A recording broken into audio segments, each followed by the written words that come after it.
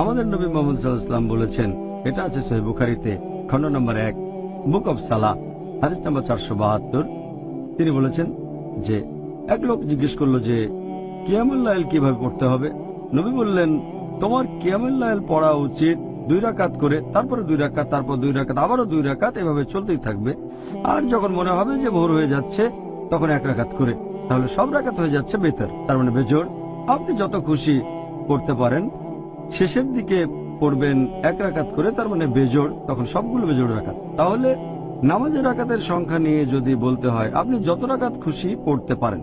তবে নবী মুহাম্মদ সাল্লাল্লাহু আলাইহি সাল্লামের নামাজ পড়া নিয়ে যদি বলতে হয়, এটার উল্লেখ আছে সহিহ বুখারীতে, খণ্ড নম্বর 2, বুক অব তাহাজ্জুদ, হাদিস নাম্বার 1147।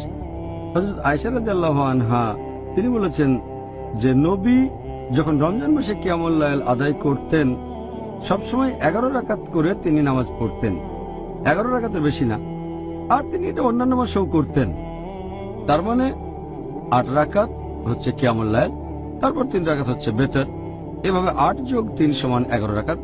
এছাড়াও আরো অনেক হাদিস এরকম কথা বলছে। আমরা যেসব হাদিস দেখতে পাই, আমাদের নবী সাল্লাল্লাহু আলাইহি ওয়াসাল্লাম হোক সেটা সহিহ বুখারী, সহিহ মুসলিম, সবগুলোই বলছে নবী পড়তেন 8 রাকাত বা 11 রাকাত, মানে 8 যোগ 3। এরপরে এই একই হাদিস সহিহ বুখারী, খণ্ড 2, বুক অব তাহাজ্জুদ, হাদিস নাম্বার 1147, হযরত আয়েশা রাদিয়াল্লাহু আনহা তিনি বলেছেন যে নবী রমজান মাসে 11 রাকাত করে পড়তেন, আর অন্যান্য মাসেও তিনি বলেছেন নবী পড়তেন 4 রাকাত করে। আমি এই রাকাতগুলোর দৈর্ঘ্য আর সৌন্দর্যের বর্ণনা দিতে পারবো না। তারপর আবারও পড়তেন 4 রাকাত, এটার দৈর্ঘ্য আর সৌন্দর্যের বর্ণনা দিতে আমি পারবো না। এরপর পড়তেন 3 রাকাত, তার মানে 8 যোগ 3। তবে যদি দেখেন বিভিন্ন প্র্যাকটিস সালাফে সালেহিনের পরবর্তী প্রজন্ম, তার মানে সাহাবীগণ, তাবেঈন, তাবে তাবেঈন, রেকর্ড ঘাটলে দেখতে পাবেন তারা পড়তেন 11 রাকাত, কেউ 13 রাকাত, কেউ 19 রাকাত, কেউ 23 রাকাত, কেউ 36 রাকাত, কেউ আবার 39 রাকাত পড়তেন। আর আপনি যদি পড়েন মুসান্নাফ ইবনে শাইবা, খণ্ড নম্বর 2, পৃষ্ঠা নম্বর 165-166, বলা হয়েছে যে তাবাইনগণ যখন রমজান মাসে কিয়ামুল লাইল পড়তেন, যেটাকে বলা হয় তারাবি, তারা পড়তেন 20 রাকাত। কোন কোন জায়গায় আছে তারা পড়তেন 36 রাকাত। এখন এই নামাজের রাকাতের কথা যদি বলতে হয়, নবী বলেছেন তোমরা 2 রাকাত 2 রাকাত করে যত খুশি নামাজ পড়তে পারো, তারপর পড়বে 1 রাকাত। আর আমি আগেও বলেছি সহিহ বুখারী, হাদিস নাম্বার 472, খণ্ড নম্বর 1, আপনি যত রাকাত খুশি নামাজ পড়তে পারেন, প্রথমে 2 রাকাত, পরে 1 রাকাত। তবে আপনি যদি নবীর সুন্নত মেনে চলতে চান, নবী সবসময় পড়তেন 8 রাকাত যোগ 3। তাহলে কত রাকাতের অনুমতি আছে? আপনি যত খুশি পড়তে পারেন, 8, 10, 20, 36, সমস্যা নেই। তারপরে পড়বেন 3 রাকাত বেতর।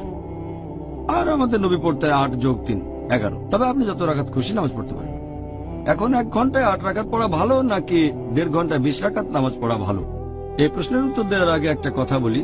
যদি কোনো মানুষ সে নামাজ আদায় করলো কোনো মসজিদে যেখানে জামাতে 8 রাকাত পড়ানো হয়, সে তখন অতিরিক্ত 12 রাকাত পড়ে সেটাকে 20 রাকাত করবে না, যদিও তার মনে হয় 20 রাকাতই বেশি ভালো।